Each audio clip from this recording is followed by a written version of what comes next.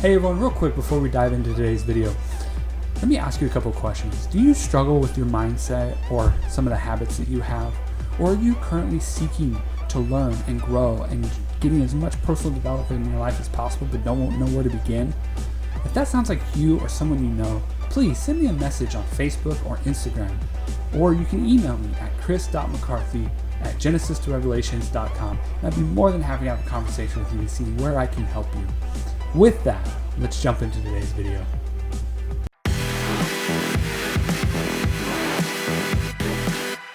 All right, everybody, welcome to podcast. This is episode 35 of Let's Be Real. Today, we are talking with Marcus Allgood. He is a life wellness coach. He's also a fitness CrossFit expert. And he also has his own podcast called the Marcus Allgood Show. So today, we're going to be diving into some health benefits, some health things you can do, tips, and some struggles that you may be dealing with and how to kind of overcome them. So, Marcus, thank you for joining me today. Thank you for having me on, Chris. Yeah, no problem, man. If you could just kind of go a little bit more into who you are and a little bit what you do, just give the viewers a little bit more insight into you, that'd be great.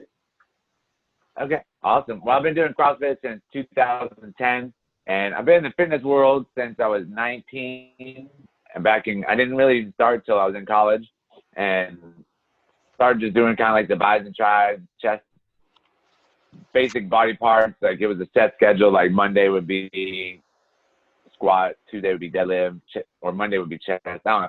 It was so long ago, like lifetimes ago. It seems like I'm 43 now, so it was over 20 something years ago. And then kind of moved on, kind of got into like the party scene, and like after college, and then moved away from working out, and then got back into it in 2010 when I got engaged to my now wife of 9 years. We decided that we were going to get healthy and start eating right, or trying to start eating right, because I ate pastas and breads. Like I didn't know what a vegetable was. I never grew up eating vegetables, and my mom would try and force me, and it never worked out. And so I just quit eating them. Never liked them. Never did anything. I could eat like a salad, some raw stuff, like some raw broccoli or something like that, but it wasn't part of my everyday diet for sure. And in 2010, we started a boot camp. We liked it, and then one of the guys that would come into the bank that I would work at, he always would try and get me to do this CrossFit thing, and I would look it up, and I was like, man, that looks super, super intimidating, super scary. And this before it became more mainstream. And I was like, you know what, I talked to the wife. I was like, let's go try it out. It was either do boot camp, and it was like $200 some a month, or you could do CrossFit, and it was like $130 a month. I was like, let's just go try this CrossFit thing out since it's a little bit cheaper. And we didn't know any better at the time. And we went over there to talk to him, and, we signed up, or we talked to him for a little bit, and the wife's like, we're just going to talk. We're not going to sign up yet. And I was like, so we got done talking to him about 20 minutes. I was like, okay, sign me up for 3 months. And ever since then, I never quit. Like the only time I've actually like stopped working out over the past 10 years is I had to quit for like a week or two because I broke my foot. And then the other time was on my honeymoon. She wouldn't let me work out on the honeymoon. Every other vacation, I get some kind of fitness in. Then even when I hurt my back one time, I was still working out. I was doing other things. And I started eating vegetables in 2010. And my wife, she cooked like this much, like a little bit bigger than a $half size of vegetables. And she's like, Marcus, you're an adult. You're 33 years old. Start eating these things. And ever since then, like now I crave them. And before I would sit there and like choke them down, and I would make some like crazy things just to try and get some flavor and try not to overcook them and things like that. And it was rough in the beginning, but now, my plate is like full of vegetables. I might go get one of my pre-made meals that I made because I'm stuck at the gym all day, but you'll see how much vegetables are in it. I eat a ton of vegetables now compared to back then. So for anybody that says I don't like vegetables, be an adult and start eating some vegetables. Your body's going to thank you.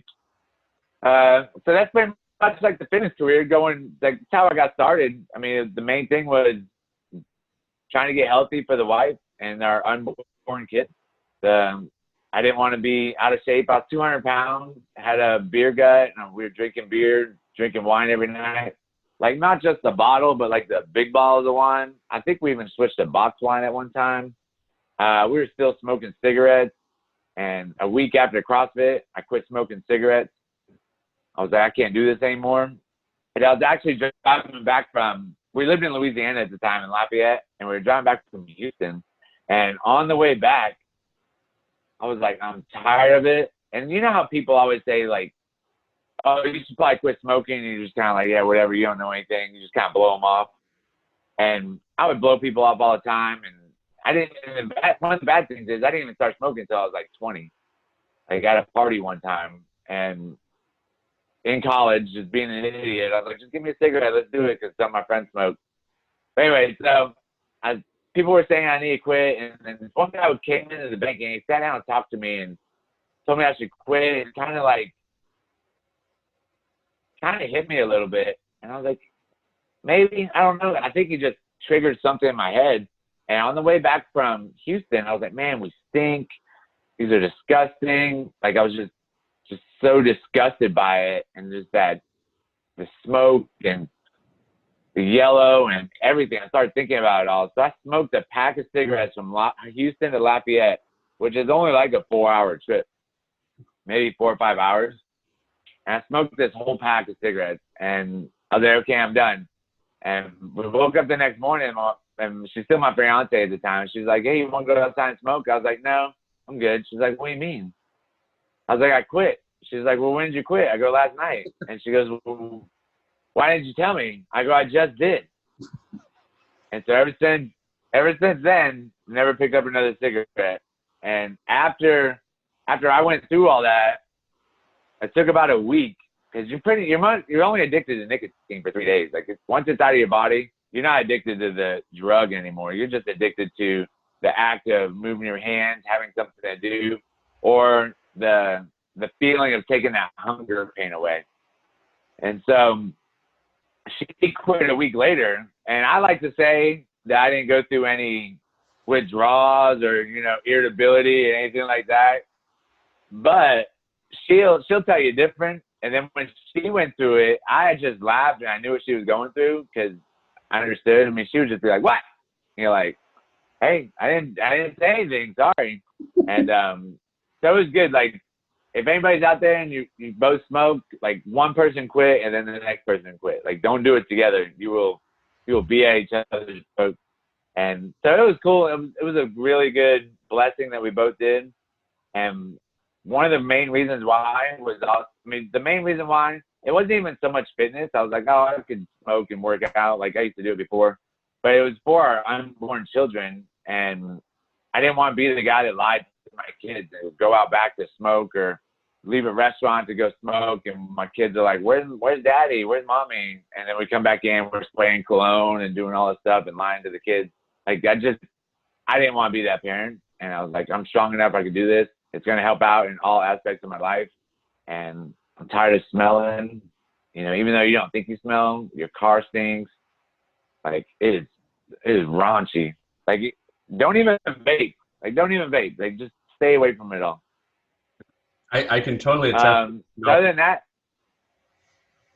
oh, go ahead. Sorry, Chris. I can totally attest to the smell thing, because my mom smoked, and when I was going to high school, people would ask me if I smoked, and I was like, no. It stuck to my clothes because it was in the house, and it was it was kind of embarrassing for me, because I smelled like smoke, but I didn't even smoke, so it was like, well, I might as well just start smoking. Yeah. But I never did. So. That's good. Good. Don't do it. Don't even start. We both smoked for like 12, 15 years or something. Just dumb. Like, it's such a waste of money, such a waste of time. Just killing yourself even faster than your body is already dying anyways. But my mom smoked, and so I thought I was going to get away from it. And then I ended up starting to smoke weed when I was 19. And then I ended up quitting smoking weed. So I was like, what do I do now? So that's when I picked up the cigarette. And so the weed stint only lasted a year and a half, something like that. And it was right after high school. I wouldn't say the wrong crowd, just, one person is still a good friend, and he doesn't smoke weed anymore. It was just one of those young, dumb, living in Iowa, nothing else to do, and didn't have any plans. We were just working at a factory, and nothing. I knew I wanted to go to college, and I knew where I was going. I was going to go to Oklahoma State, and just and then once you get into that crowd, you kind of you don't look for it, but that crowd just finds you. And so I got mixed up with some of those partiers at Oklahoma State, and one of them's still a really good friend, and he quit smoking weed also, which is cool, but he still smokes. I keep telling him quit smoking. Like, come on, man. He's still smoking like Black and Mild and things. Cool. Yeah. Oh yeah, the rust stuff. So on the whole aspect of smoking, and this goes into health and wellness, what are some tips you would advise people to, if they're struggling with wanting to quit smoking, what could they do to kind of start the process or get to that point? Well, one of like the main things is going to be finding your why. Like, why do you want to smoke? Why do you want to quit smoking? Or find like why you're even smoking. Like, what triggered it to make you start smoking? Like, go back into that first time you picked up a cigarette and like what triggered it to make it happen. And I've learned a lot of stuff through journaling. So if you're not a journaler, and one thing that Chris and I have both learned is if you ask the brain a question, your brain's going to answer it. And so like take a piece of paper out and be like, why did I quit smoking? Write that down, and then just whatever comes to your brain, just start writing it down. And then say, do that one day, and then the next day say, why do I want to quit smoking? And just whatever comes to your brain, start writing all that down. And then you want to kind of like look at the two to figure out which one's going to be more important. Obviously, I figured out my deeper why just because I didn't want to lie and to my unborn kids that I knew I was going to have.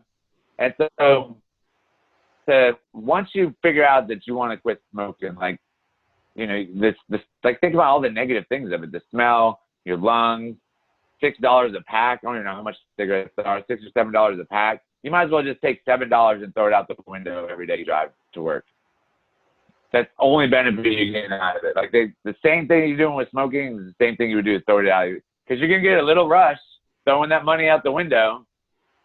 And you're going to get like a little rush in the very beginning in the morning when you smoke that first cigarette. But throughout the rest of the day, you're never going to get that rush again. So it's the same thing as throwing the money out the window. You can be like, your heart's going to kind of drop and be like, oh man, did I just really throw that money out the window? Your heart rate's going to go up, adrenaline's going to kick in and be like, do I go back and get it? What am I going to do? And I just going to end up keep driving. So the other thing is like once you actually start, like I said, that you're only in like addicted to the nicotine for 3 days. Like so there's really no way to like wean yourself off, or people have used the patch or used Chantix and things like that. But Chantix is another drug that will give you suicidal tendencies, hallucinogens, and make you super irritable, more irritable than you're already going to be trying to quit smoking. And the cold turkey is like the best way to do it. And it's more of a mindset than anything. You got to tell yourself, you got to have that deep why you're doing it. And once you get into it, some tips and tricks that I've learned, and I'm pretty sure I read it on a website, and this is back in 2010 when websites weren't cool. They looked like your third grader built it in paint, so it was just kind of real cheesy, had a bunch of colors and stuff. And so basically what happened was when I was reading about it is after 3 days, your nicotine's gone. So then you're just addicted to the motion or the hunger pain. And what they've actually done with the cigarettes and the nicotine and the tobacco is they've actually put a little bit of sugar in with the tobacco, I read. And so that sugar, as soon as you go to take a hit off a cigarette, that sugar gets into your body and cures that hunger pain. Mm-hmm. So what happens to a lot of people is they end up quit smoking and they gain weight. So once they gain weight, they'll go back to smoking because when they were smoking, they didn't have the weight gain. And they'll end up losing weight because they're sitting there smoking and curbing that hunger pain. So what the guy said, and which really helped out, is keep some fresh strawberries or some fresh blueberries or some fresh raspberries on hand at all times. And as soon as you go to find that hunger pain, like, man, I'm hungry, but it's only 10 o'clock, it's not time for lunch. where normally you go outside and smoke a cigarette, grab a strawberry or grab like a little handful of blueberries, because it's only like 30 calories for like a small handful, like if that. And same with the strawberry. Like one strawberry is only be like 5 or 6 calories. Eat that, like eat it kind of slow, like take a bite, chew it, enjoy it, take another bite, chew it, enjoy it. Just don't throw the whole handful of blueberries in your mouth and just don't chomp on the whole strawberry. But that's going to take away your hunger pain, and that's better than going to get some cheese crackers or a bag of chips, because those manufacturers are making those to make your brain say, I want more, I want more. I think it's like serotonin, something like that, where it make you like addicted to the chips, where you're going to eat the whole bag. Strawberries or blueberries, you're not going to eat the whole thing. You're going to get rid of that hunger pain and then move on through your day. Another option is, like, whenever you're trying to get rid of an addiction, you have to replace it with something else. So that journaling will help. Eating the strawberries is also going to give you that feeling of putting that cigarette to your mouth, of actually eating, like putting that cigarette, moving with your hands. And the other thing I did is I started working out. Working out has been the cure all for everything that I've done over the past 10 years. And it was a cure for me back in college when I was quit smoking weed, and I was still drinking all the time, of course, not all the time, but on the weekends, but quit smoking weed and started working out. And that helped me like stay, let's call it, sober from the weed, and kept my mind off of that kind of stuff and just kept me going. So it helped me back then, and I kind of channeled it into the not smoking of CrossFit. I mean, I was in it for like CrossFit for a week, and I was like, oh my God, I'm going to die. And I was like, I have to quit smoking. So we did 6 weeks of boot camp while we were still smoking, still drinking wine every night and trying to get up. Like, there's only 2 times that I've actually thrown up during a workout. One was at a boot camp after like we drank a whole bunch of wine, and the other was doing CrossFit in our garage, and I was hungover. And ever since then, like and I figured out that the hangover was bad for CrossFit. And then it was probably, sorry going off on a tangent, but 2012 is when I quit drinking alcohol, February 18th, 2012. But so I quit smoking in 2010, let's call it June or July, and then quit drinking alcohol in February of 2012. And working out has been a blessing. Like, it's been the replacement for all of it. It keeps you going, it keeps you motivated. And once you start eating healthy, you want to treat your body like a temple. Like, it's your body. You only have one. Don't ruin it as fast as you can. It's going to ruin itself at some point in time, but try and keep it alive as long as you can. So the not smoking thing was more, the wife was still smoking, and we would still go to the bar even afterwards. And, you know, I was still drinking, so I didn't drink more. I would just hold the bottle longer or something, or hold the cup. And every time I thought about smoking a cigarette, I would just smell the other people around me, and I was like, oh my God, it's so gross. Like, Once you stop, that smell is atrocious. Yeah. And it gets on your clothes, and just like you were talking about, it gets on your clothes, and you don't even have to be, you won't even know it's on your clothes, and it's on your clothes. It's so bad. But the top 3 things are going to be replacing the habit with something else. And it doesn't even have to be exercise. It could be sewing, doing something with your hands. And you don't even have to do it all day long. Well, you can do body weight stuff. Find some fruit that you like, some berries specifically, because they're low on calories and low on sugars. And then exercise, and then just start eating healthy. It's gonna transfer over and pay big dividends once you start doing that. You'll skip the weight gain, and your body and your lungs will heal back up. Totally agree. I mean, for me, throughout life, I never really was addicted to cigarettes. For me, it was soda. That was my quote unquote cigarettes. And I just recently got to the point, like you said, my why was bigger than the addiction. And a lot of those tips work for any addiction. It works for alcohol, it works for soda, it works for cigarettes, it works for any unhealthy habit that you want to kind of kick. And for me, my last soda was the day after Christmas last year. I haven't had a soda since. And my replacement for it was the action of drinking water, because that action of putting that soda can to my lips I replaced that with just having a big jug of water to just drink. And the funny thing is like you say with like when you were eating the vegetables, at first you're kind of like, it kind of sucks and you don't really like it. But the more you eat things and drink things that your body actually needs and craves, the more you will start to crave it if you replace it with if you replace the good with the bad. And that was for me, fruit was my veggies. Like you, I'm not a fruit person. I grew up in Central Valley of California, and there's fruit everywhere there. But I was not a fruit person. I would eat veggies all day long. I loved veggies, but you put fruit in front of me, I'm gonna tell you no, I don't want it. And just recently, I started getting more into fruit, and so I put strawberries in my smoothies. I put blueberries in there, like a lot of these things I would never eat before, and now I eat them, and it's funny because I crave them now more. And so same thing with soda.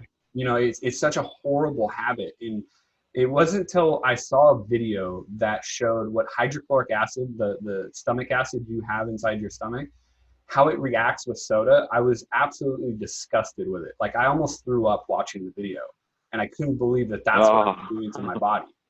And after that point, I looked at that and went, I have to stop. Like this is not right. And so for me, after seeing that and realizing, I have a child, I want to be able to eventually live to see my grandchildren, and, and doing the working out, quitting the soda, all of that, it just helped so much. I mean, since the day after Christmas, I've dropped 48 pounds. And it's insane how fast it comes off because of just changing simple eating habits and putting in exercise. I mean, I still have, I think I still have another 20 pounds to go to reach the goal that I want to reach, but it's amazing what you can do in such a short period of time. Also, it's amazing how fast your body can recover. I don't know the exact numbers, but I know if you like for you, if you quit smoking, within a year, your lungs go back to like 80% capacity of what it was before you started smoking. And your heart, gets better, your skin gets better, like everything just starts to get better on your body. And so a lot of the hunger pains that people feel when they're smoking is also not just hunger pains, it's dehydration. It's a lot of people don't drink enough water.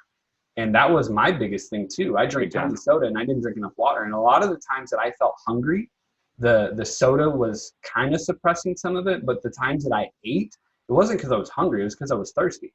But our brain and our body can't tell the difference. And so a lot of times when you think you're hungry, go drink a glass of water and see if it goes away. If it goes away, then you were probably thirsty. Also, a lot of chronic headaches that people get is because you're dehydrated. So these are a lot of the things that people don't realize and they have to look into. Or, if you just kind of follow the eating lots of veggies, drinking lots of water, eating your proteins, the right ones. And so you'll realize the big difference in your health, in your attitude, in a lot of things in your life. Oh, big time. 100% agree with that. Like my wife, she's an air traffic controller. And like this past COVID, like last 5 weeks, she normally doesn't work the overnight shift, and she had to do 5 overnight shifts a week or like every 10 days. And it just ruins her. And I tell her every time that sometimes she wants basically she works 4 10-hour days is what her normal schedule is. And it's like a sliding schedule to where 2 to 10, let's say 11 to 7 or 11 to 8. And then it'll be like 2 morning shifts. And she's like, I want to go back to the 8-hour shift and do 1 mid. I was like, no, that mid ruins you. Like you like to think that you're going to have that mid and then you're going to have this whole day off the next day and you're going to be like, woo, let's go. But no, you get so tired that day's screwed up. And then the next day is screwed up. And then you don't drink water the whole time. And you come out with these headaches. And she's like, no, it's not going to happen again. And then this 5 weeks of mid kind of ruined her. She's like, I'm not doing that again. I was like, yes, I told you. And she would complain about headaches. And she's like, I would tell her it's the water. And she goes, I know, but it's just so hard when you're on the mid because there's not that many people to cover for you. And so if you're going to the bathroom every hour. She doesn't get the breaks that she normally would. Normally she gets a break every 45 minutes to an hour. So it's okay to drink a lot of water, but when you're in there for 4 hours at a time, it's hard to drink a bunch of water and just hold it talking to airplanes.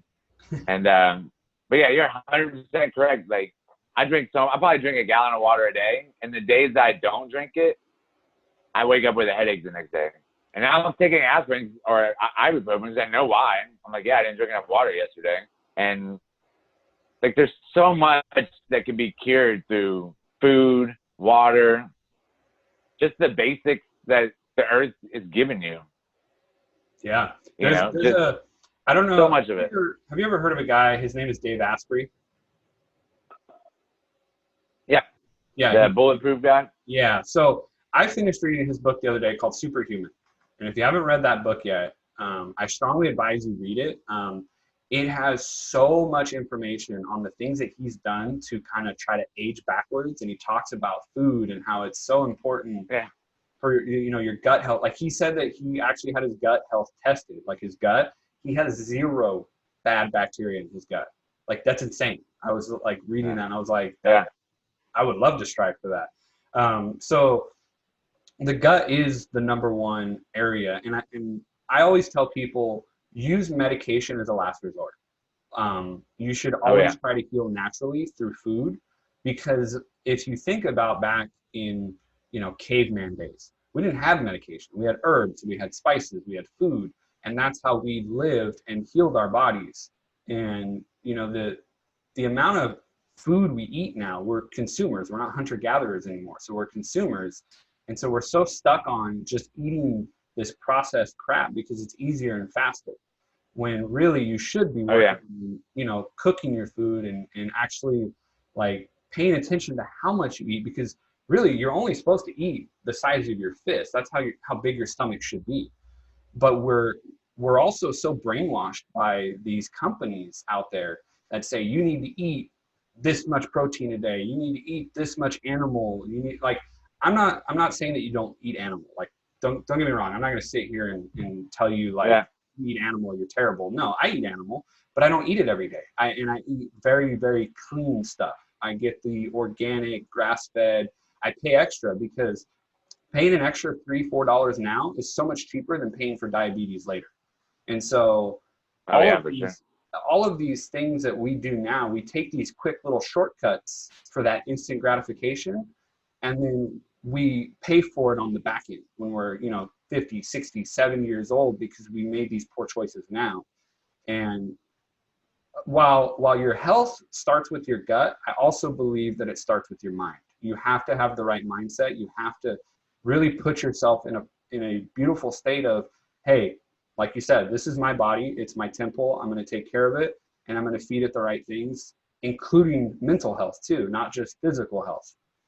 So, there's so much that people can learn from just taking a different shift on their mind and realizing, hey, 10 years from now, where am I going to be if I continue eating like this? Just take a second and think, okay, if I continue down this path, what's going to happen to me in 10 years? And there was a podcast that Rob did that I listened to. I loved it. And it really made me think. He's like, if you could take all the stuff you ate up until now and put it in a field, what would it look like? And I was like, holy crap, like the amount of junk that's in that field is just astronomical. And my body is still alive. Oh, yeah. Oh, yeah. And I mean, 100% correct. And I think I heard that podcast, and he made a good point. And that's what I was going to say is going back, because he kind of came up with the same thing on there, but going back to the weight coming off, it took you 10 years to put it on. Mm-hmm. But it would come off in less than a year, which is crazy. And most people always look for that instant gratification of, how come I don't have a six-pack and I've been doing this a month? And you gotta tell them, like, you took 15 years to put it on. Yep. Like, it goes on slowly. It comes off fast. And the instant gratification of a year is way better than putting it back on for 10 years. Mm-hmm. And the human body is amazing. Like, it's just crazy how it works. and how it can do different things. I saw a quote one day. It said, you need to chill out on growth. It's not Amazon Prime. It doesn't show up in 2 days. And so I Nice. kind of use that as a motto whenever I'm doing something and I start to feel that distress and that like dissatisfaction with what I'm doing. I'm like, God, why is it not working yet? Then I jump back to that and go, you can't Amazon Prime a new body. You know, you got to work on it. You got to put in the work every day. You got to show up. And same thing with mental health. You know, it's like you have to feed it the right positive messages. I like how you were talking about when I was listening to one of your videos. You know, most CEOs read 20 books a year, and I've really gone on this mission to read more. And it's funny because when I was younger, just like with eating fruit, I didn't like to read. My mom read all the time. She was reading a book all the time. Like every day she was reading. She actually taught me how to speed read, which I'm very grateful for. It makes it so much easier. I read one of the books that I've read this year. I read it in a day. It was amazing. It was one of the best books I've read this year. I've read 7 books so far this year, and I'm trying to hit that 20 goal at least. Good job. And that's one of my goals too. Yeah, and it's like the things that you do, like the people, like Warren Buffett is one of my big like people that I follow. I love him.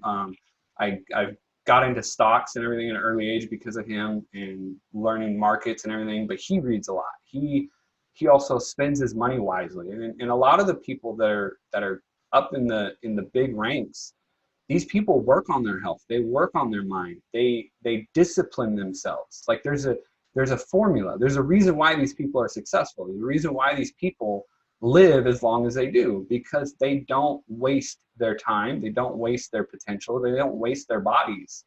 And it's just, it's amazing that if you pay attention to the right people, you will start to gain the habits of those people.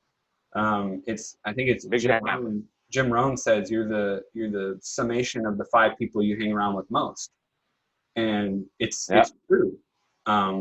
And so, like I said, the 7 books that I've read so far, in case you're curious, are The Checklist Manifesto. That one was really interesting. The Mask of Masculinity. That was Lewis Howes. That one actually really helped me emotionally. The other ones are Superhuman, which I talked about. Make Your Bed. That one was really good. It talks about making your bed in the morning as the first thing you do, because now you've already feel accomplished. Like it's insane. Mindset is a really good book. It actually helped me with how I interact with my child. I realized a lot of things I was doing wrong as a parent, and it really helped me grasp and understand how I was approaching situations. The Coaching Habit was a really good one, and then The Compound Effect is that was good. And those are all really good. Yeah, and it's in the amount of growth you see with reading books will translate also into your fitness life, because as you start to develop a healthy habit with your mind, you will start to develop a healthy habit with your body. And so so you said earlier, like you got hurt a couple times and it kind of stopped you from working out, and sometimes it didn't. What are some, because I know some people go into the mental aspect of, oh, I'm hurt, I can't work out. What are some things that you could tell somebody, or some tips to be like, you can still work out when you're hurt, you just have to have the mentality? Or what do you think? What are some tips? Well, obviously it's going to be the mentality, but it also, the body, the more blood you can circulate through the body, the faster the body's going to heal. And just because like your shoulder hurts doesn't mean, just because like you hurt your shoulder doesn't mean you can't do anything else. You can still do squats. You can still do, you can jog. You can ride the bike. So many other things you can do besides just sit there and feel sorry for yourself. And a lot of times when people get hurt, they just feel sorry for themselves. Like I had a client, he was he jumped out of airplanes for the Air Force. So I mean, the dude's like almost special forces, and he had shoulder surgery. That's all he had was shoulder surgery. It took him out for a year, but he ended up gaining he got up to 275 pounds. where he usually runs around 205, up to 275, just because I couldn't do anything in my shoulder. And I was like, no, you could have done a lot. You could have ran. You could have done all sorts of different things. You could have called me. I would have told you what to do. And I was like, it was your mindset that you just gave up. And you just threw in the towel thinking, woe is me. I'm not any good anymore. So a lot of it's like you talked about earlier, it's just gonna be mindset, and you don't have to do a lot. But if you still are working out, your mind is gonna say, I still need to eat right. So a lot of people get hurt and stop working out, and then everything else just snowballs from there, and it just goes like downhill. So they're like, well, I'm not working out. I might as well just eat this giant burger over here. Well, just give me some extra fries. I might as well just stop by McDonald's real quick, get me a little snack. I don't need to eat healthy anymore. I can't work out. So they have this mindset of, if I'm working out, I'll eat right. If I'm not working out, I won't eat right. Where in reality, they can work against each other, and they can work for each other. And if you can do limited amounts of working out, just because you're not picking up heavy weights or doing the cool, fun stuff, you can still do stuff, and you're still going to want to eat right. But even if the doctor tells you can't work out at all and it goes to zero, you still have to eat right to maintain the body type that you have. Like that mindset of my body, I want to look a certain way, and I want my body to be healthy. I don't want to put a bunch of trash into my body, because that's just going to make me feel bad. I'm going to get depressed. I'm going to start gaining weight. And the snowball effect of negativity is just going to start beating down on you in the back of your head. And you're just going to go down that hill like a black diamond hill in the middle of Colorado on the mountains, just flying down that thing, hitting everything. And so when I got hurt, I would always sit in I was full casted on my foot, and it was non-weight bearing. So for 2 weeks, I didn't even have a cast. I just had to ice it. So that 2 weeks, I lowered the calories, of course, and I couldn't do anything because, I could go out. I listened to the doctor, and I said, okay, I just won't do anything. But once they put the cast on, 2 weeks, we have those little airtime bikes. I would put my foot up on the top and just pedal with one foot. I had a Concept 2 rowing machine. I put my foot on a skateboard, and I'd still row with one leg. I was doing one-legged squats. I was doing one-legged kettlebell swings. I was doing everything, doing pull-ups, doing everything I could just to stay active for 20 to 30 minutes. Obviously, I couldn't get in the full workout that I wanted to do. And I ended up getting my CrossFit certification with this boot on my leg. And then when I first showed up, they're like, well, I don't know if we can pass you because I don't know how much of the exercises you can do. And I was still non-weight bearing at that time. So I was on this little knee scooter, driving through the CrossFit Mayhem. And at the end of it, they're like, man, you did awesome. I'm so proud of you for still working out and getting the workouts in and showing that you know what you're doing, that they ended up passing me anyways, which was really cool. And just goes to show that your mind is what tells you can't do something. Yeah. And if you can fix your mind, you can pretty much do anything you want. We are our own worst enemies when it comes to things like that. Yeah. Oh yeah. So big time. And I try to tell people all the time, just stay healthy, keep eating right, just stay on track. Just don't let that one little speed bump get in your way. So I think a lot of people get a little analysis or paralysis by analysis when it comes to figuring out how often should I work out? What types of workouts should I do? All these different, it's understandable that everybody has different body types. Everybody has different preferences. Men should eat more than women, obviously because they're a little bit bigger body type than women. When it comes down to the root core of things, what do you think is the best way for somebody to just start beginning? Say they're, they're a couple pounds overweight. They really want to get in shape. They want to just start doing something. Should they work out every day? Should they work out maybe 3 days? What do you think would be a kind of, I know there isn't a one size fits all, but what is a good kind of baseline that you would suggest to people? Well, anybody that if you're not going to go out and get a coach or go to a CrossFit gym or get a personal trainer and you're just starting out, like my main thing is don't go to the gym. Don't go to Planet Fitness. Don't go get a gym membership because you got to start working out. And if you haven't worked out in like the last year or 2 years, what I really suggest doing is just going for a walk around the block that one time and start doing that walk every day. And start with like 10 minutes and then go into 5 minutes, go increase it by 5 minutes each day. And then once you can make it around the block or do a walk for like 20 minutes, then you want to start adding in just the basics of the squats, push-ups, and sit-ups. And start with 5 of those each a day. Like do your walk, do 5 squats, 5 push-ups, 5 sit-ups, and just keep increasing because your body's going to get used to it. The more you do it, the more your body's going to get used to it. So in like 2 or 3 days, you'll probably add like another 5 squats or so and just keep ramping up. So once you get to once you can do 100 of each, then your body is ready to go to something different. Maybe go to the gym and definitely start picking up some weights. You want to start adding some weights once your body is ready after the body movement, then you can start adding weight. But a lot of people will go straight off the couch and start going to lift weights when they can't even do a squat with their own body, and they can't even do a push-up with their own body. They definitely can't even do a sit-up, so they start adding these weights thinking they're doing their body better, and then they end up just getting super sore and not wanting to do anything anymore. And so their gym membership just keeps going for like a year, and they forget to cancel it, and they're back where they started.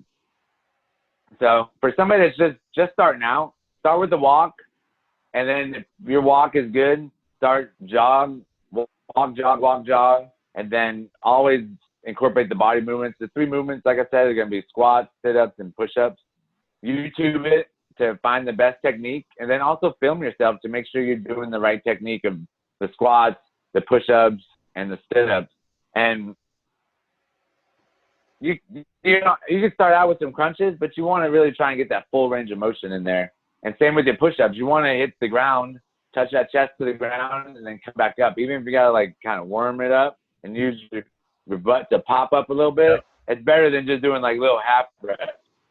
And with squats, you want to go below parallel. And if you don't have the balance yet, you want to just squat to a chair and then stand back up.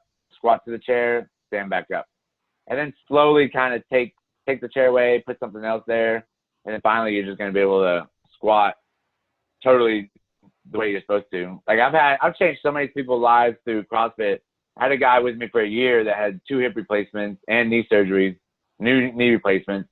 And when he got here, he could barely even squat. And by the time he left, he's like 75, 76. He could squat below parallel and stand up just fine. That's awesome. And he even said, he's like, well, I can't squat very good. And I was like, well, just give me a little bit and I'll figure it out. And that right there. He ended up, I forget if he moved away. Yeah, I forget if he moved away or did something else, but I mean, he could squat. He was so thankful. And, and walking's free. Like anybody can go walk. I think a lot of people, and run. I think a lot of people also get hung up on the whole idea of like, oh, I have to lift weights because everyone else does it, or they have this fear of being judged that they're not using weights, and they forget that your body itself has weight. Like when you do a push-up, you're picking up your own body weight. That's weights in itself. Yeah. When you're doing a squat, you're squatting your own body weight, and people don't realize that. So when you add weight, or when you're doing weightlifting, you're just adding weight because your muscles are now accustomed to your own body weight. Yep. Oh yeah. And some of the strongest people in the world are gymnasts, and they don't use any weight. Like they're super strong. Yeah. So that's awesome. Like the tips for that, for starting to work out, is great. What about with eating? So like I have my own eating regimen of what I do, and some people follow it, some people don't. I don't per se follow a diet because I don't believe in diets. I believe in changing your lifestyle and eating to a lifestyle of I'm going to eat more vegetables, I'm going to eat more fruit, I'm just going to eat healthier. I don't need to do keto, I don't need to do vegan. I don't choose a diet because diets are temporary in my Yeah. opinion. Lifestyle is the word. It's my life. Like, this is the style of life I'm going to live. And so for me, I follow the 80-20 rule. 80% of the time I eat super healthy. I eat the same thing for breakfast every day because A, it makes it easier to where I don't have to think, and B, it's super healthy what I already eat. So I just keep it that way. Every once in a while, like, I'll have something else for breakfast, but maybe we're going out to eat or something or whatever, and I use that as part of my 20%. And then the 20% is I eat whatever I want on that 20% because that's kind of like my reward Oh yeah. for eating so well, because that's the psychological effects for me. I'll still have pizza or a donut. I won't have soda, but I'll have, some kind of treat like a Ben and Jerry's ice cream. I won't eat the whole thing. I'll eat maybe like a fourth of it, and save the rest for later. But, I give myself a little bit of reward for doing so well because I feel like we all have that psychological side of us of like, we should treat ourselves for doing so well because, like you said earlier, it snowballs when you go and devour, two whole pizzas like you had a client do one time. You start to get to this point of, hey, I I ate this much. Why should I stop now? Like, you start to beat yourself up. You start to have guilt. And what you have to realize is, we're human. Things happen. Don't beat yourself over a slip up because it's a slippery, you go down that slide, and before you know it, you've gained 30 pounds and you're back to eating 14 cheeseburgers a day or whatever. I'm just kind of exaggerating, but the point is for sure. I've done this to myself as well. And I've learned to understand that there's that mental aspect of, hey, you made a mistake. It's okay. Get back up on the horse and make it better. So I follow the 80-20 rule. What are some things you could suggest or tips of how people should eat or what they should be looking at when they go to buy food and stuff like that? In the beginning, of course, you just got to start experimenting with all sorts of different things. And in today's times, you got to learn how to cook. There are meal plan options out there. Pre-prep your meals, things like that, that they're good, but you're not teaching yourself how to do it. And I'm a big believer in teaching yourself, getting the habits, and then, if you get in a bind, go to one of those meal prep services. But in the beginning, you have to learn what food is and what good food is for you.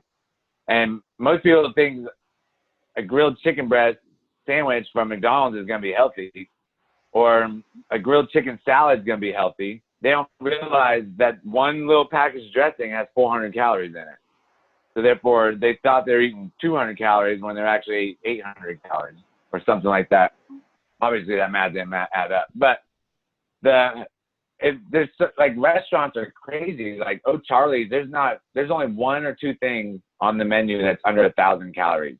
That's including all their salads and things like that. Like, you have to get the salmon and the rice, and they give you like two little vegetables with it. And it's like 600 calories, which is still more calories than the average person needs to eat per meal. So my main thing is, like you said, like, just start with some lean meats, vegetables, and some fruits, and little starch, little bit of rice, a little bit of potatoes, something basic. Like, try and stay away from the breads if that's one of your like addictions, if you can't control that. Like me personally, I don't have an off switch, so I can't eat till I'm full because I have no off switch. Like, there's just like, I could just keep eating and I'm like, well, I'm still hungry. I'm not satisfied. I'm just still hungry. I could eat 1,000 calories at one time and be like, well, what am I going to eat next? So for those people, like the Weight Watchers and all those kind of diet things, they're all about calorie restriction and counting calories. Me personally, I used to kind of do paleo back in the day. We start with zone diet, then we did paleo, and then now I count my macros. Like, if it fits your macros, is kind of what I do now. And that allows me to go eat pizza. I don't need ice cream, but if I did, I could fit it in there. But to go eat pizza, eat some bagels, go eat fried chicken, like still have the enjoyment, like the 80-20 rule like you're talking about. Because the reason why I count my macros and have certain calories I have to hit is because I don't have the off switch. I can't just turn it off. I have to say, no, I'm eating 2 pieces of pizza. This says 2 pieces of pizza. That's what I'm going to do. And then I just have to sit here and stare at it while everybody else is chowing down. Because I'll eat the whole pizza. I'll be like Delicia and eat the 2 pizzas and be like, well, what are we going to do next? So when you're starting out, like I still eat a lot of chicken. Like I eat chicken breast, pork loin, sirloin steak, not very often. Pork loin, chicken breast is my go-to. I eat ground turkey, but you got to make sure it's like 93.7 or 97.3. You can still get ground turkey that's just as fatty as ground meat, like ground beef. So you got to really watch for it. I'll eat some lean ground beef also every once in a while, but mainly it's going to be my main thing right now is I actually grind up my own chicken breast and kind of cook it just like you would ground meat or ground turkey, just because it's fast, it's simple. You can put some veggies in a Ninja and just kind of food process it real quick and cook it all together, kind of like a stir fry. And then I either put it over some potatoes or some rice. And don't get like rice and potatoes are not the devil. Like your brain needs carbs. The amount of carbs you probably are eating is the devil. You know, like a cup of rice that's already cooked, measured out, not the amount of rice that the Chinese restaurant gives you, where they put like 4 scoops of rice in your bowl. That is entirely too many. So I like to tell people, I listened to a podcast, or not a podcast, but it was this lady that recorded her college lecture on nutrition. So I pretty much got like this nutrition degree from this lady, which was pretty awesome because I was driving back and forth to the gym listening to it. And one of the main things that she talked about was the glycemic index. A lot of people like to talk about the glycemic index, and you need to eat low glycemic and stay away from the high glycemic. But you can take a raw potato, eat it, and that's going to put you on the high glycemic index. You could boil the potato, and it's going to put you on the low glycemic index.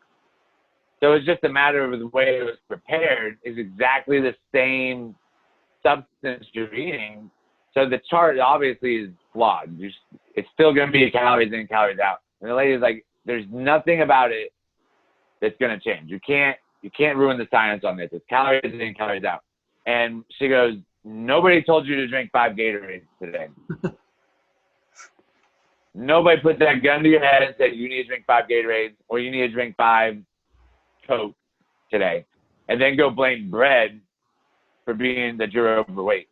No, it was the 80 carbs you put in your body by drinking it, thinking because you're too, excuse my language, but you're too lazy to drink some water because you say, oh, I don't like water. Your body is made up of like 90% water. You like water. That's your brain telling you you don't like water. And you've gone through so many, like Joe Rogan calls it the mouth orgasm, like the mouthgasm. You want the mouthgasm more than you want a better body. And once you can switch those two to say, I want to have a better body and be healthy over having an orgasm or mouthgasm, that's just like the equivalent of, I might as well just snort this line of Coke and get this rush instead of going over here and exercising. Well, because the exercise is going to give you a little bit of rush too. That's essentially what you're doing when you eat sugar. You're snorting lines of Coke because sugar, it has the same dopamine properties on your brain as cocaine. And this is why we're, as society, we're so addicted to sugar, because they've done studies. They know this. And that's why sugar is in everything you eat that's processed. Everything you eat that's processed has sugar in it, because it's addictive. Exactly. And that's how that's why it's in the cigarettes. And so by using sugar in everything, they hook you. And that's like you said, the mouthgasm. You know, there's lots of times where I'll be eating even a healthy burger. Like we have some Beyond Meat patties in the freezer, and I'll make a burger with it, and I'll be eating it. And my brain instantly thinks, you know what would be great with this right now? Is a Coke. And I'll be eating it, and my brain instantly thinks, you know what would be great with this right now? Is a Coke. And I'll be eating it, and my brain instantly thinks, you know what would be great with this right now? Is a Coke. And I'll be eating it, and my brain instantly thinks, you know what would be great with this right now? a soda. It would taste so good because I have that muscle memory of eating burgers with fries and a drink. It's just that muscle memory. Yeah. Oh yeah. And then what was I gonna say? Going back to, I forgot what I was gonna say. Anyways, it happened. Basically, I mean, going back to like the sugar thing. Like, it's in the cigarettes, it's in a bunch of different stuff. And that lady told me in that lecture, she's like, nobody is telling you to eat the sugar. Nobody, they're putting it in there, but nobody's making you eat all that sugar. And when people go back and say, with these diets where they're going to go keto or they're going to go vegan, like, vegan's probably like the worst diet ever because of the fact that they will go eat a bag of chips because it's vegan. Mm-hmm. There's nothing against eating a bag of chips in a vegan diet. It's not, it just means don't eat the meat and don't eat cheese and milk and animal products, you know? So they're still eating terrible. The thing was like the gluten-free. The gluten-free diet, that's not going to make you lose weight. The gluten-free diet is just going to help you lose a little bit of inflammation if you're actually intolerant to gluten. But if you go around the store and look at packaged foods that says gluten-free and look at the ingredients of it, it's still terrible for you. The people are like, it's gluten-free. Let's just eat it. And then same with the keto is your body still needs carbs. Or the person says, I just cut out breads and sugars. No, you cut out candy, you cut out Twix, you cut out Snickers, you cut out sandwiches. Like, you cut the sugar, you cut the worst part out of the diet. You didn't just cut out breads and sugars. Like, you cut out every processed nasty stuff out there. Like, I still eat bread, I eat rice, I eat those Joseph flatbreads, they're really good. I'll still eat a bun. Like, I still eat normal stuff. It's just I don't throw it down. I don't eat a loaf of bread with dinner. Yeah. I don't eat a loaf of French bread loaded with cheese on it and then just chow down on it. I used to.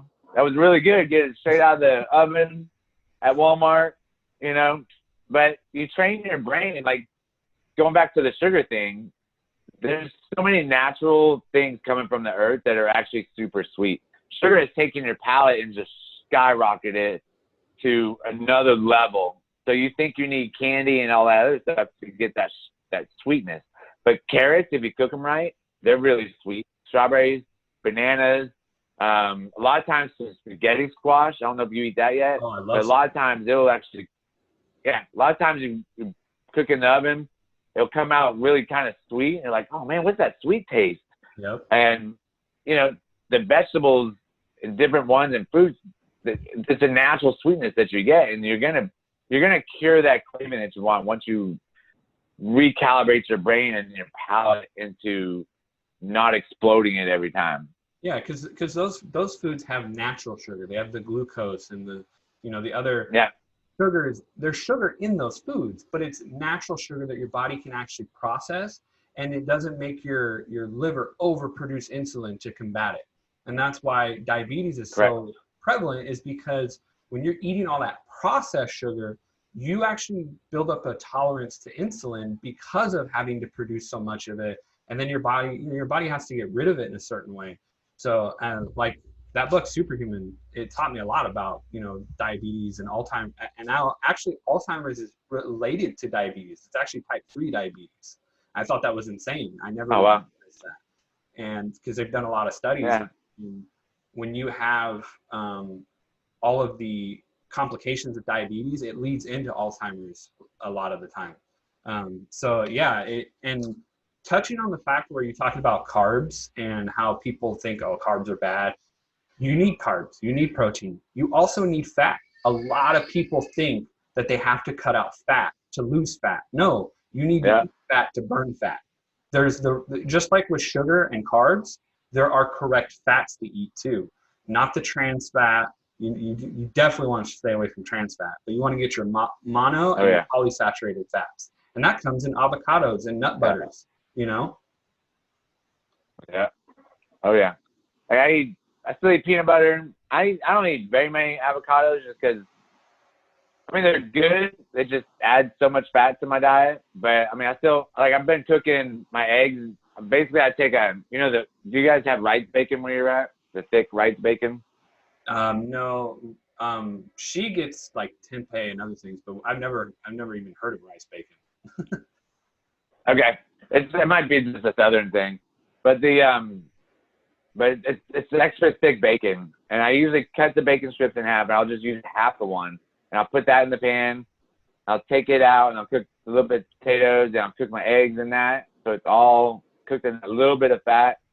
So that'd be like my fat for the morning, but then in the afternoon, sometimes I'll use the bacon, or I'll just use olive oil. And then my treat, like sometimes if I still have some fat left over, is a giant 2 tablespoons of peanut butter. Like it's just like a little snack.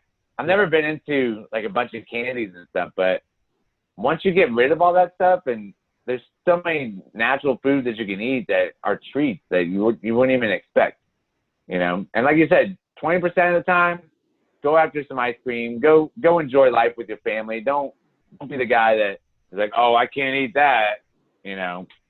But put yourself in the situations where you're not in that situation all the time, where it's fried food every night or fried food restaurants all the time. Like, be diligent on where you're going to go, and when you're talking to your friends, you know, plan ahead on what you're going to eat. I always look at the menu before I go to most restaurants and find out where I'm going to eat before I get there.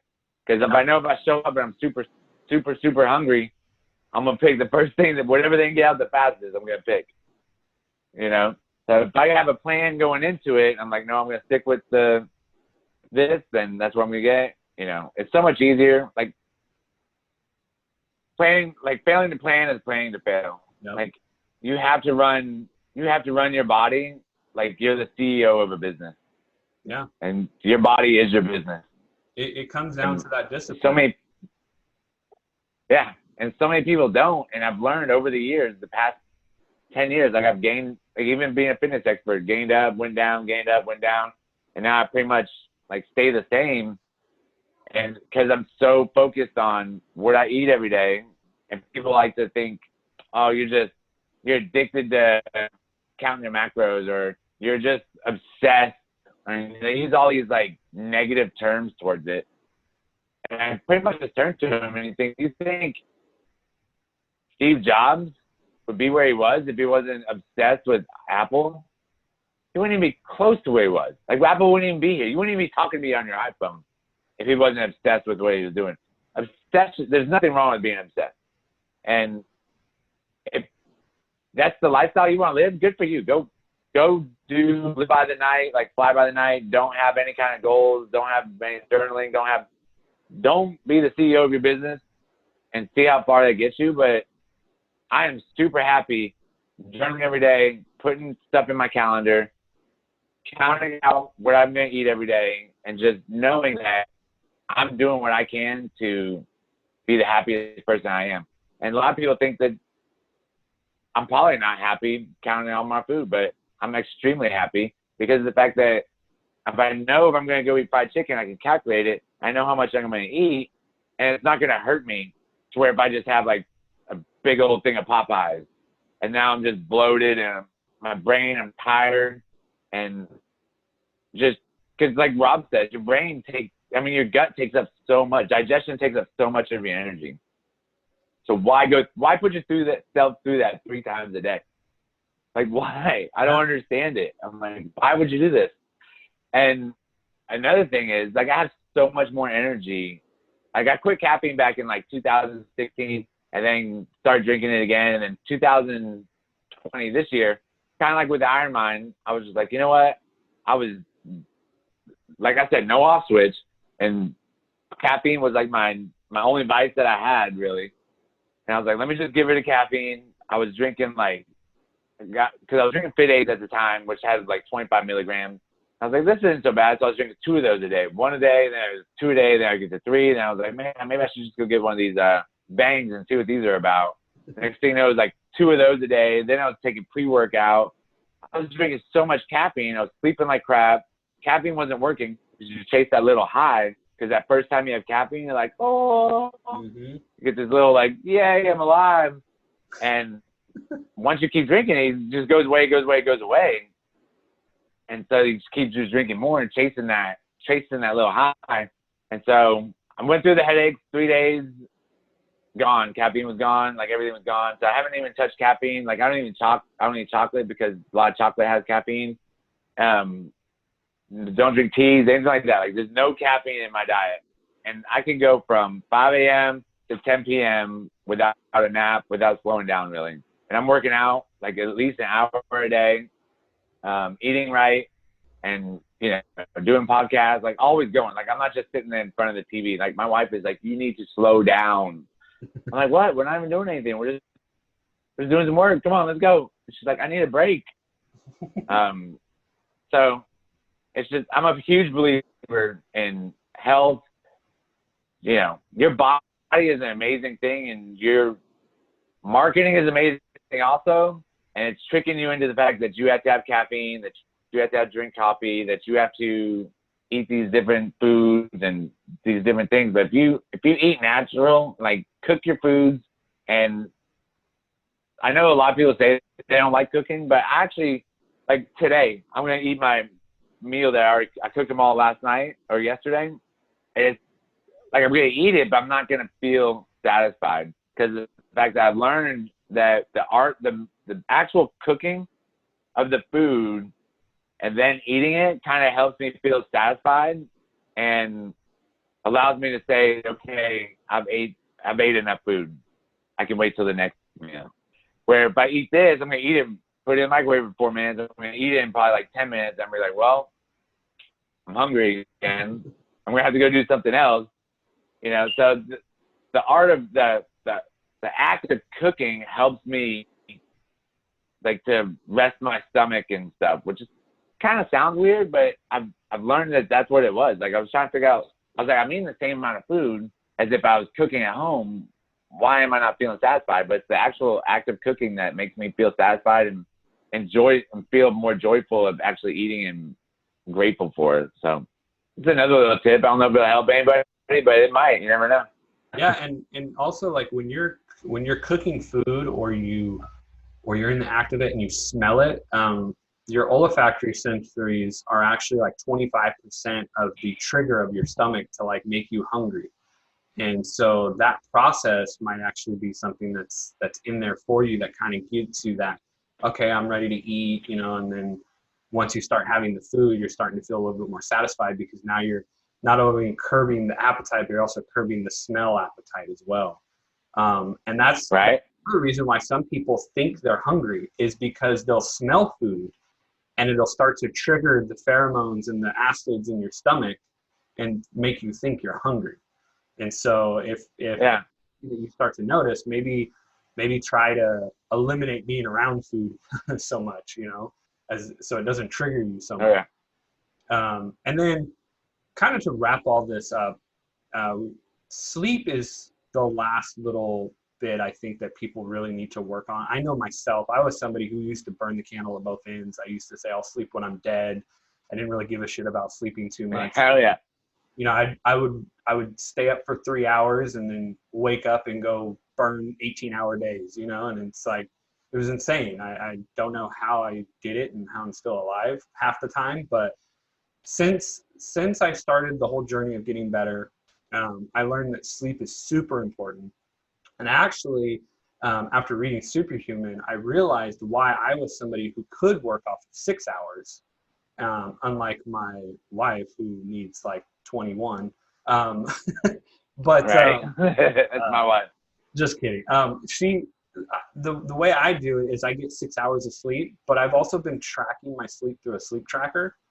And reading in the book Superhuman, the only 2 phases of sleep that are the most important that you should be getting the most of is your deep sleep and your REM sleep, because your deep sleep is your recovery sleep. Mm-hmm.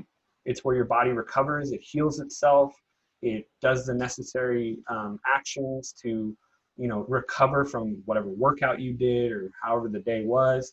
And then your REM sleep is for your memory, it's for your mental state, you go into this little process of logging things into your memory bank. And so I've been working on it, and Dave, he says he gets like 2 to 3 hours of deep sleep in 6 hours. And I was like, holy crap, like I would love to.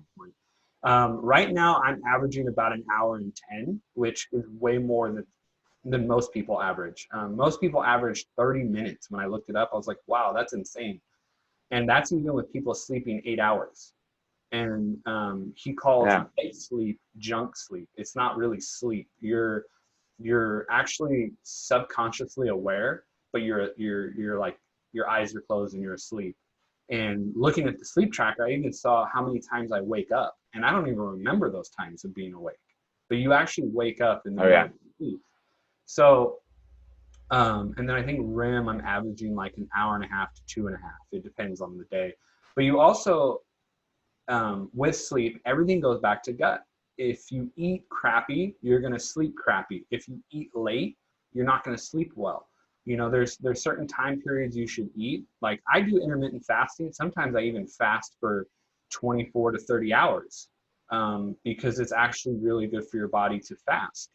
And so I notice the days that I fast, I notice the days that I don't eat well, and I notice the days that I eat normally, how it affects my sleep pattern or affects my sleep pattern. And so I don't know about you, but have you really dove into sleep and figured out what your sleep pattern is and maybe some tips on to get a better night's sleep? A lot of it, like mine's not the greatest. I'm not gonna lie. I still wake up. I could go to bed. I mean, I could go to sleep. I could fall asleep fast. That's like I don't have a problem going to sleep. Like if I go home like tonight, I could go to sleep at 9 o'clock because there's no kids or anything. But I could stay up till 10 or 11 if the kids are there, or something's happening, or just hanging out with the wife. But it doesn't really matter right now because it doesn't matter if I go to bed at 9 or if I go to bed at 11. Like my body is somehow waking up at 4:30 every day. And then I try and like fall back asleep till 5. And I've been setting the intention to get up at 5 every day without an alarm. And it's worked pretty much every day but like 2 for like the last 18 days. But the 2 times I didn't wake up at 5 was because it was like 5:15. So it wasn't that bad. It wasn't like at 6 o'clock or something. But as far as like some of the tricks, I haven't used them all. Obviously, you said don't eat late at night. Some of my problems that I have, I know I do it, is I'll eat at 8 o'clock at night, and I'll eat like a giant bowl of cereal just to try and get my carbs in for the day because I poorly planned out my day, or we'll eat dinner late because I'm leaving the gym at 6:30 and it's an hour drive home at 7:30, and then it could be 8 o'clock by the time we start eating. So there's that, and then sometimes I'll eat on top of it. And those days I wake up usually like twice to go to the bathroom, and I know it's because my gut is working throughout the night. And I'm like, why do I keep doing this to myself? Kind of goes back to some other things. But also like a blindfold, that really helps people out. Also turning the air down. Go to what your budget will allow you to do, but 68, 69 degrees is kind of like the money marker right there. Stay cold, stay under the blankets. It sounds weird, but it works. Another thing is just don't put the junk food in your body. Don't put a bunch of processed carbs in your body that makes your body work overtime all day long. And the other thing is that's really, really big. It's almost like they talk about the minutes of the day. You have so many minutes of a day, and use those wisely. Use your energy wisely. Like use up all your energy to where you're exhausted to go to bed. Like your brain's tired, your body's tired. Like I'm tired, I'm ready to go to bed. And don't watch, don't sit down on Facebook or anything. I still watch a 30-minute show before bed, which I know the studies have showed like you should have the TV in a different room, things like that. But there's certain little things you gotta still do. Not got to, but just things the wife won't let me cut out yet. So, and I still live by the happy wife, happy life aspect of my marriage. And so the part about using up your energy, like you got to be working out. You got to be doing things. You got to be feeding your mind full of positivity. You got to be reading books. You got to be using the energy that you have to go to bed. There are people out there that just don't sleep. And usually there's some underlying factor why they don't sleep, because everybody needs sleep. And like, you're a person that can function on 6 hours of sleep. I can function on 6 hours. I like to think that I can't, but I can. I could go on 4 or 5 hours of sleep. But that fourth or fifth day, I'll start making mistakes, and I'm like, I gotta go to bed. Like, I can feel it. I start getting down on myself, and I'm like, I've got to go to bed. And so I try and go to 7 hours. 8 is like a luxury because I got kids, and my daughter wakes up at 6:15. Yeah. 6 or 6:15 each day, and so I'm trying to get to bed. And they both stay up till 9 now, especially with school out and stuff. And so we've been trying to go to bed at the same time. So it's usually like 10 to 6, 10 to 5 is what I've been getting now, which seems to be pretty good. I don't really get down on myself. I don't feel like I need a nap or anything like that. But those 4 things, one of them is definitely going to be use up your energy. For sure. Yeah. So to kind of wrap all of this up, it all starts with the gut, and it all starts with your mind. You gotta really want it. Yeah. You gotta find your why of why you want to get healthy, why you want to change this lifestyle. I know for me, it was 1, I was tired of being sick and tired, and 2, I wanted to be able to live long enough to see my grandchildren and be able to, enjoy the journey of life, enjoy that whole process. And I think the Superhuman book really opened up the idea, because I know I was fed with the whole thing of when you get old, life sucks when you're old because you have all these diseases and everything going on. But if you take care of your body now, it won't suck. It won't be as bad as they make it out to sound. You just have to pay attention to what you're doing. And it's almost like you're putting into a savings account for your body, so that when you get to that point, you can start withdrawing that and really help with, that longevity and everything. So, starts with the gut, starts with the mind, and you really just have to discipline yourself. And it's okay. It's okay to treat yourself. It's okay to have a little bit of fun. Don't be that guy, like you said, who's like, no, I can't have it. It's like, nobody really likes that guy, to be honest. Like, nobody wants to be around that. Even you don't want to be around that person. And that's why a lot of times people slip up. They go down that path of eating 2 pizzas, a Diet Coke, and 14 bags of chips, and it's like, before you know it, you're like, I'm such a failure. It's like, no, you just had to slip up, just get back on the horse. So, and, I strongly believe, like how you were saying, it comes down to, with sleep, the underlying issue is probably something with food or whatever you're doing as a habit, because I look at medication as a very, very, very last resort. Like, I don't want to touch medicine. And a lot of it comes with, my mom was a nurse, and she didn't ever really give me antibiotics unless I absolutely needed it, because it's one of the worst things for your body. And so I'm glad that she took care of me on that aspect and didn't really pump me full of drugs when it came to anything. And so for me, I know when I get sick, I don't take any pills. I go and I sleep for like 16 hours.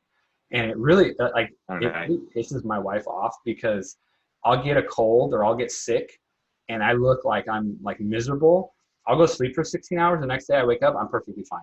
And she's just like, how do you do that? And I go, well, I've not relied on medication. I've used my immune system. I've used food. Like, I've helped myself by building that body that can fight things. And so your body is an amazing tool if you allow it to work in certain ways. And so, it is. Going back to what you said, eat the appropriate carbs, eat the appropriate fats, eat the appropriate proteins, really look into it. And yes, it may seem like it's a burden at first, but everything you do starts off hard. I mean, remember when you rode a bike, it was a pain. You had training wheels. You had to learn balance. Now you hop on a bike and it's second nature. That's going to happen with you as well when you start to get into the process of eating healthy, exercising, all of these things. I remember when I started working out back in December, I did not want to fucking get up in the morning to go work out. I did not want to do it. Now I look forward to it. Now I'm like, yeah, let's go do it, and let's push our body and see what we can do. Now I've got the Bowflex weights that go up to 55 pounds. I'm almost to the point where I'm going to push it to 40s on my chest press. And I started off at like 15, Nice. you know, and it's like, I'll bet. you got to start somewhere, and it's going to hurt. You're going to feel it. But with pain comes growth, and you have to, if you want it, you're going to get it. And I know for me, especially like how you said with cigarettes, soda for me was like, I'll try to quit it. Like I've tried quitting it multiple times, and it was like, I didn't really want to. I didn't want to do it, and that's why I never did it. Now I'm at that point where like I want to do it. I don't touch it. I don't even. I still have thoughts about having one. I still have the muscle memories happen. You know, it's gonna be there. The things, the habits that you break are still gonna be there. It took you so many years to build them. It's gonna take you so many years to break them. But you have to have that discipline. Oh yeah, for sure. You have to have the discipline. You have to really just want it. You have to want it. You can lead a horse to water, but you can't make him drink. I mean, I love that expression. Exactly. That's what you have to do to yourself. You have to make yourself drink the Kool-Aid of healthiness. Drink the water. Exactly. Make it happen. So, anything else you want to add, Marcus? Nah, man, that's good. That was great. Well, man, Really I thank you so much for your time. Thank you for hopping on here. Like I said earlier, guys, if you want to check out Marcus, he has his own podcast, The Marcus Allgood Show. I believe it's on iTunes and Spotify. Yes, sir. It's on Google Play, too. Thank you so much for your time. I appreciate it. And I hope all of you guys out there, I hope you guys got something out of this. I hope you guys enjoyed it. We usually do Q&A reflection time, but the only question I'm going to leave you with is what information out of this was most useful to you? And so with that, I hope you guys have a wonderful day. Marcus, I hope you also have a wonderful day. And I'll see you guys next episode.